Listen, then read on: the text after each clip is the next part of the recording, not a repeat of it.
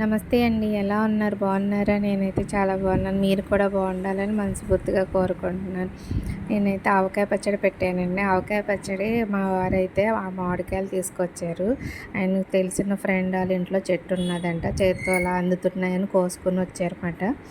సర్లే ఇలా పచ్చి పచ్చిగా ఉన్నాయి ఎంచక్కాని ఆవకాయ పచ్చడి అయితే బాగుంటుందని ఆవకాయ పచ్చడి పెట్టాము. కాయలు అయితే బాగున్నాయి కానీ టెంక అయితే పట్టలేదండి. లైట్గా పడతా ఉన్నది.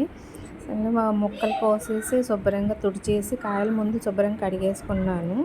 కడిగేసి గుడ్డతో తుడిచేసి మళ్ళీ ముక్కలు కట్ చేసి మళ్ళీ తుడిచేసి శుభ్రంగా ఒక చాటు పెట్టుకున్నాను అన్నమాట. ఇప్పుడు ఇందులో కారం, ఆవపిండి 300 గ్రాములు ఆవపిండి తీసుకున్నానండి. 200 గ్రాములు కారం తీసుకున్నాను. ఒక 2 స్పూన్ల దాకా మెంతులు, ఒక 3 ఎల్లుల్లిపాయలు రేకల కింద ఒలుచుకొని వేసాను.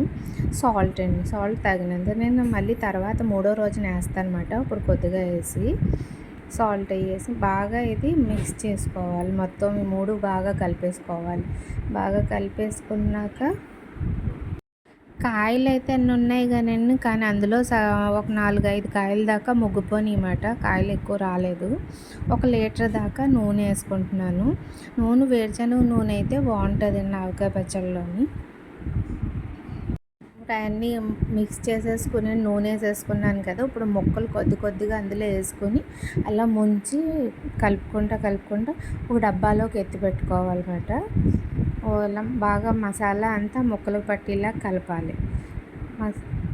మసాలా అంతా నూనెలో కూడా మొక్క ములిగేలాగా ముంచి తీసినట్టు తీయాలండి. లేకపోతే పచ్చడి పాడైపోతుంది అన్నమాట.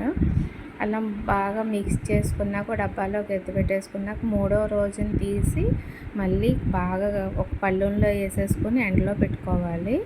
అది అందులో అప్పుడు మనం చూసుకోవాలన్నమాట. ఉప్పు సరిపోయిందా, కారం సరిపోయిందా చూసుకొని మళ్ళీ కావాలంటే కారమును ఉప్పును అందులో వేసి కలుపుకొని బాగా మళ్ళీని ఎండలో పెట్టుకుంటే పచ్చడి పాడవకుండా ఉంటుంది.